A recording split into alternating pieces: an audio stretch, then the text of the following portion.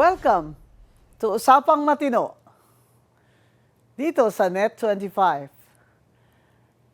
Pag-uusapan natin ngayon ang mga tanong, the questions that are being asked by the public as a result of the incidents in the Senate where the National Bureau of Investigation, Director Matibag, attempted to serve a warrant from the International Criminal Court against Senator Bato de la Rosa.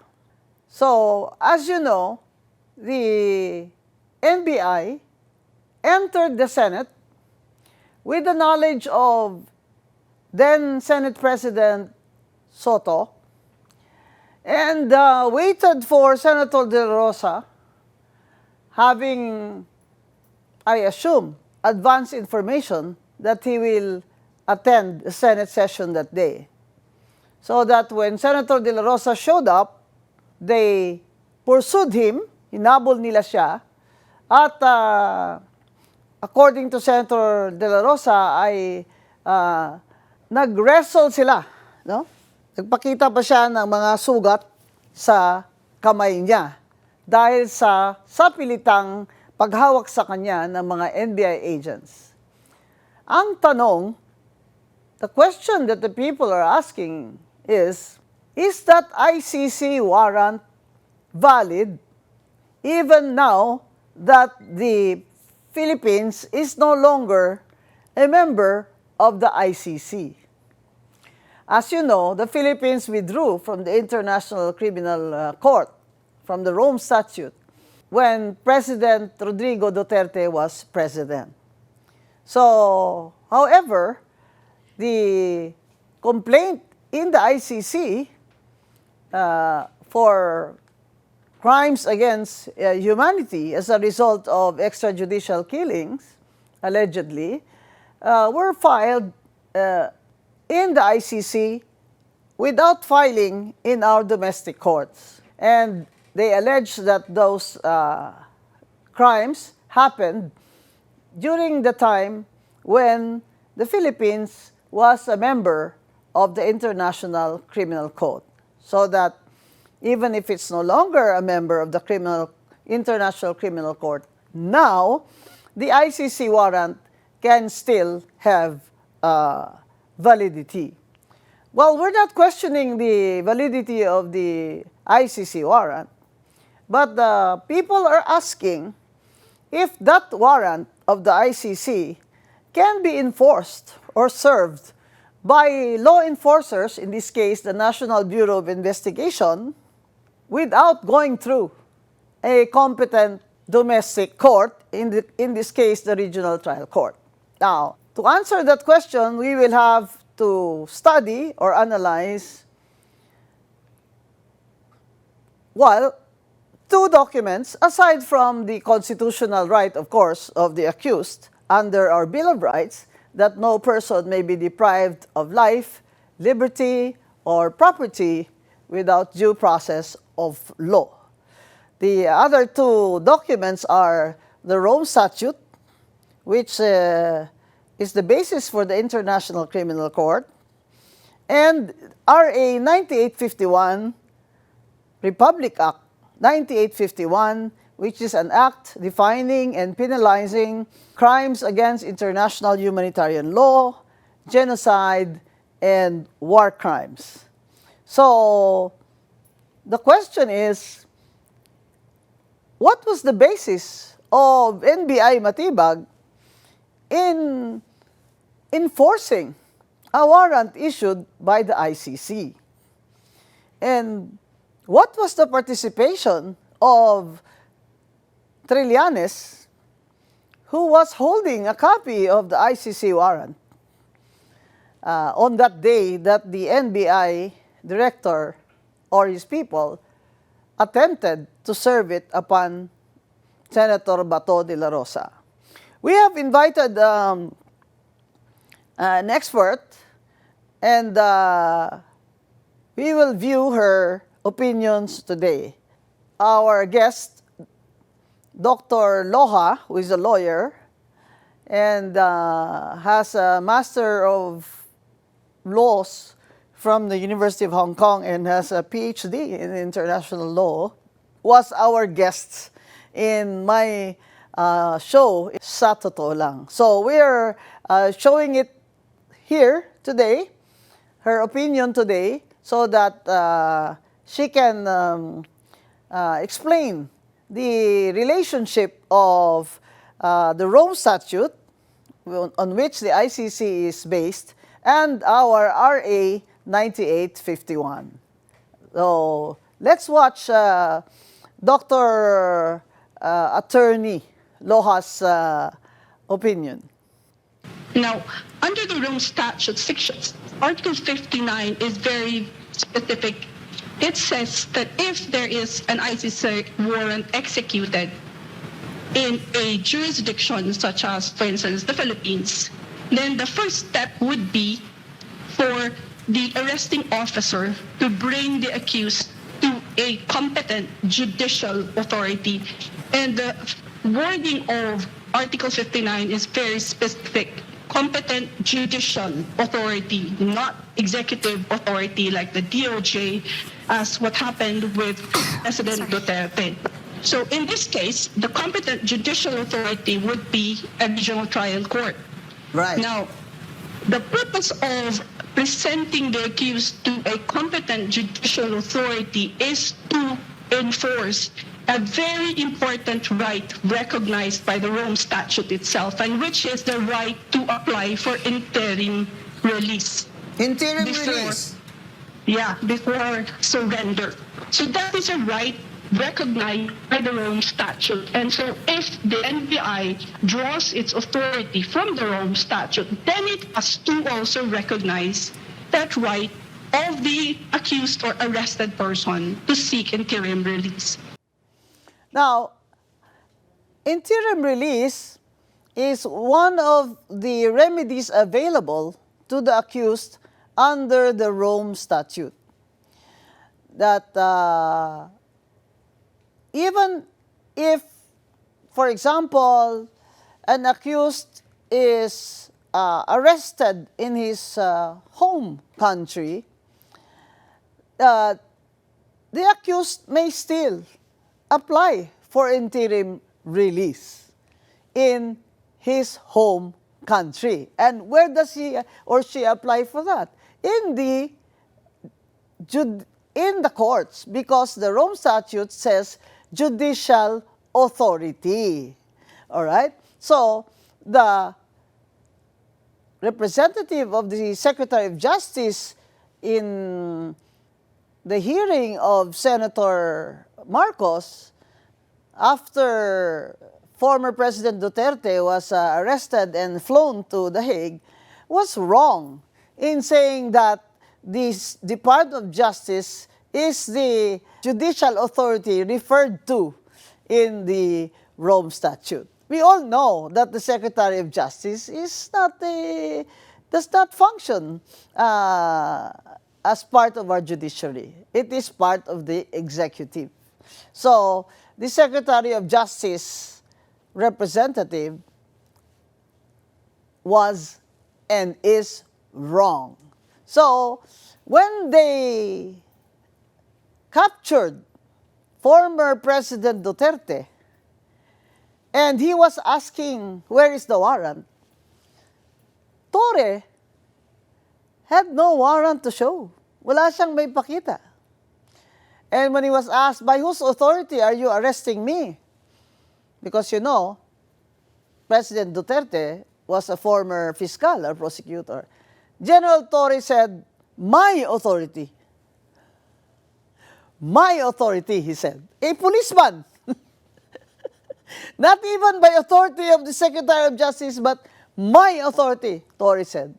And captured him and forcibly brought him to a plane that brought him to The Hague, and now he is still incarcerated in the ICC. But in the Rome Statute, it says, as Dr. Loha explained, that the accused has the remedy of interim release. And since President Duterte was not brought to a competent judicial authority or the regional trial court, he was not able to avail of this remedy of asking for interim release.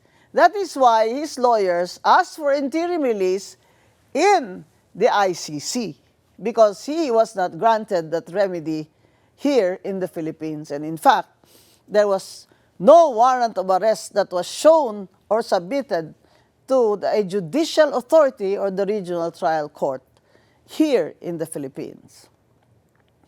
Now, if NBI Matibag says that he was basing his arrest of Senator De La Rosa on Republic Act 9851 and not on the Rome Statute, then he also failed to comply with that law.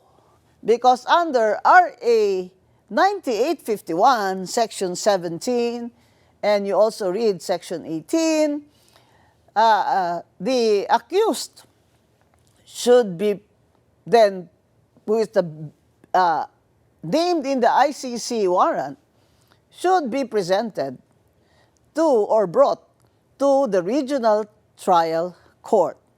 The same, because it is based on Section 59 of the Rome Statute, which says that the accused shall be immediately brought to a judicial authority. It doesn't mean the ICC.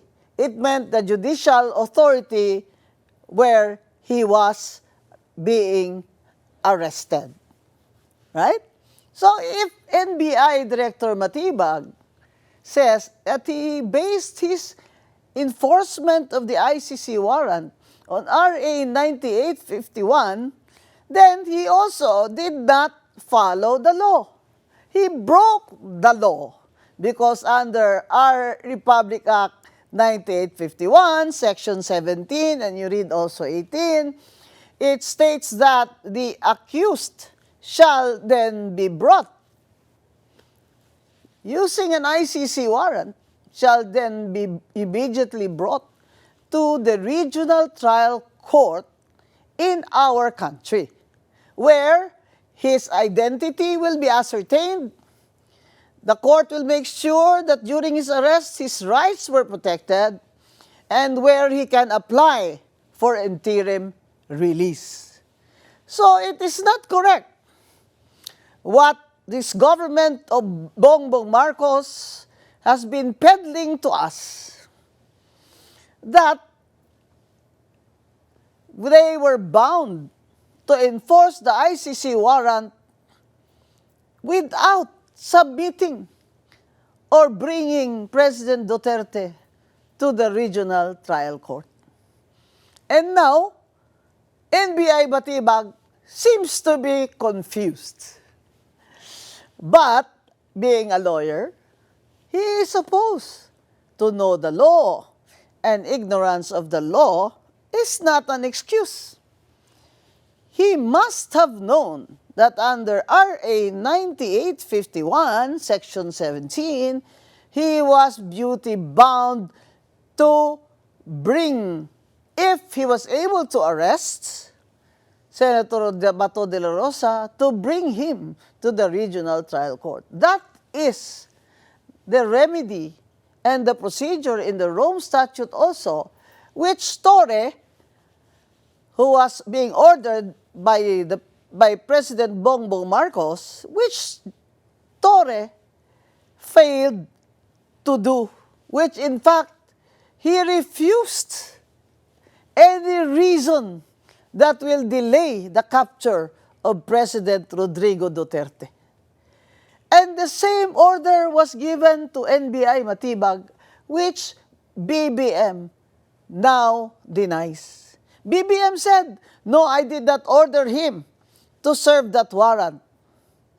But Matibag said he was ordered to serve this warrant. Naturally, why should he try to serve it if there is no order, right? I mean, he is NBI director. He takes orders from the Secretary of Justice. And the Secretary of Justice is the alter ego of President Bongbong Marcos. Bongbong Marcos said, no, I did not order him to arrest Senator De La Rosa. Because he had to say that because ang mga tao ay nagrereklamo na. There was already, an outcry. Okay? Because matibag entered the Senate. NBI agents entered the Senate, presumably with firearms, to arrest an incumbent senator. And because his order was, you arrest him, but once he enters the session hall, you cannot arrest him anymore. That is why they pursued Senator De La Rosa like he was a common thief.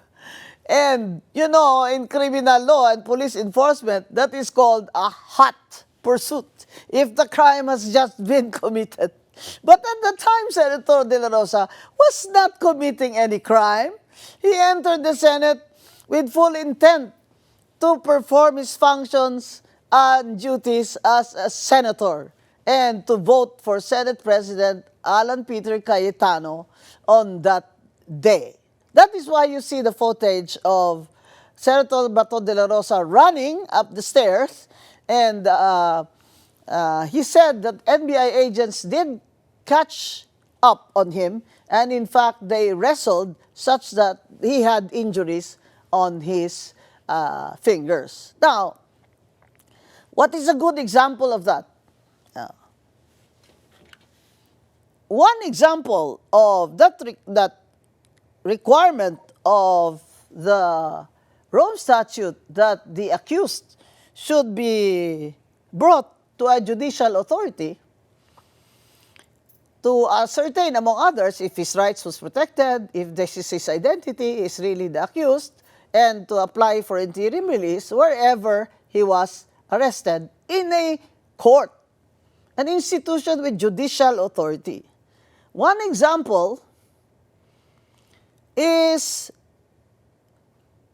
the Libyan official El Masri Najim, also called Najim.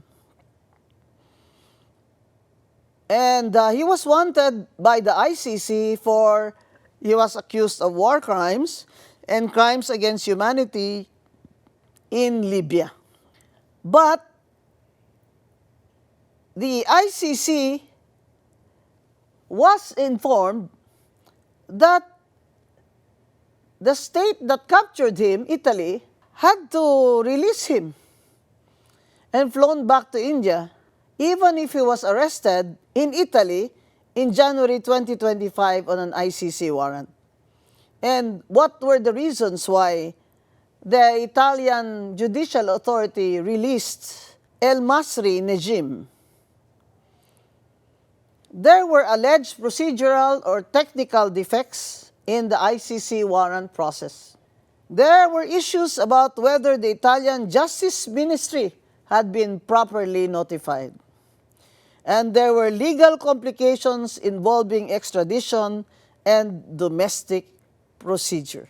So the ICC wanted him detained and surrendered to The Hague, but Italy arrested him on the basis of the ICC warrant, but released him and repatriated him. So that is one example where the arresting country had to follow the Rome Statute's procedure, at the same time follow their own rules of court. And having found defects in the way the accused was arrested, the Italian judicial authorities released him and repatriated him. Unfortunately, this precedent in Italy was, of course, just ignored by the Philippine government, even if they had known about this case. Why? Because the BBM administration had the full intent to capture President Rodrigo and bring him to The Hague, whatever it costs. So what we have is a precedent where the Italian judicial authorities refused to send the accused to the ICC when he was arrested in Italy because they followed their own rules of court and they followed also Section 59 of the Rome Statute. Now, NBI Director Matibag, of course, has to answer to our jurisdiction, and I hope he does. I hope he is made accountable for this in the future. Why he attempted to serve a warrant of arrest against Senator Bato de la Rosa inside the Senate and using harsh or in a harsh manner. At the same time, having tried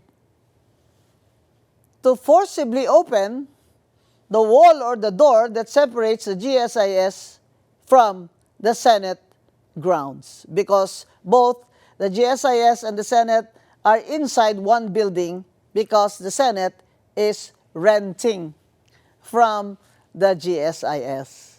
So, he has a lot to answer for. But if you ask him,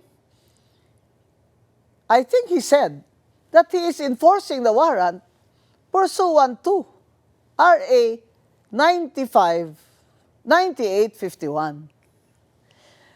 If Torre were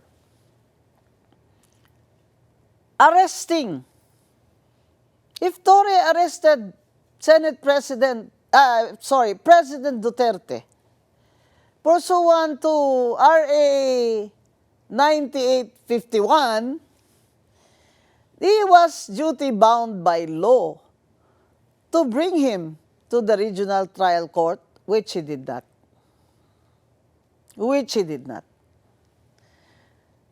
And even if he says that he was arresting him by virtue of an ICC warrant, but enforcing it as a law enforcer of the Philippines, then he should have known that the constitutional rights of the accused are not waived in any law penalizing a crime.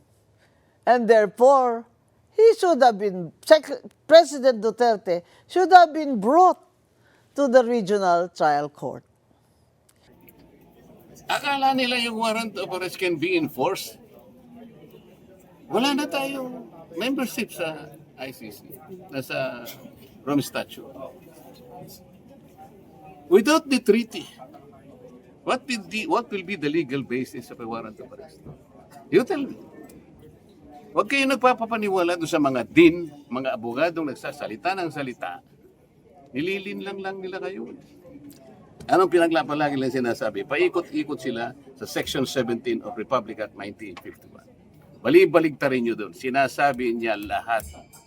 Gagawin mo lang. Isurrender mo or blah, blah, blah in accordance with extradition laws and treaties. Meron tayong extradition law? Wala. Meron tayong treaty? Wala. Anong basis ng warrant of arrest? As simple as that. Is there an automatic domestic instrument that will bind our country with that of ICC? You tell me. This injustice is unforgivable, especially in the manner by which NBI Director Matibag attempted to serve that warrant with harshness, if not violence. Are we going to tolerate this? Is BBM going to tolerate this because it is politically convenient for him to look the other way? Is this the standard of practice of law enforcement agencies from now on na kailangan mahuli siya kahit sino pa man ang masaktan? Ganito na ba talaga ang gobyerno ng Pilipinas? Ito na ba talaga ang gobyerno sa isang demokratikong bansa? Wala na ba tayong konstitusyon o saligang batas? Wala na ba tayong Bill of Rights? Wala ba talaga tayong mga batas na nagrerespeto sa karapatan ng mga mamamayan kahit sila ay akusado pa? Mga kababayan, isipin na lang po natin na itong pangyayari ito ay hindi po ito maaring maulit. Kailangan po managot ang sinong dapat managot. And then, they project Senator De La Rosa as a fugitive from justice. Is he a fugitive from justice? He is not a fugitive from justice because there is no warrant of arrest issued by a court of competent jurisdiction against Senator De La Rosa. He is not a fugitive of justice because he was not arrested even if Batibag tried. He is a free man and he is still Senator of the Republic. And what we want from the BBM administration, again, aside from all this corruption, is accountability of law enforcement officers, including NBI Director Batibag. Maraming salamat po. Ito po si Attorney Rowena Guanzon, ang inyong lingkod.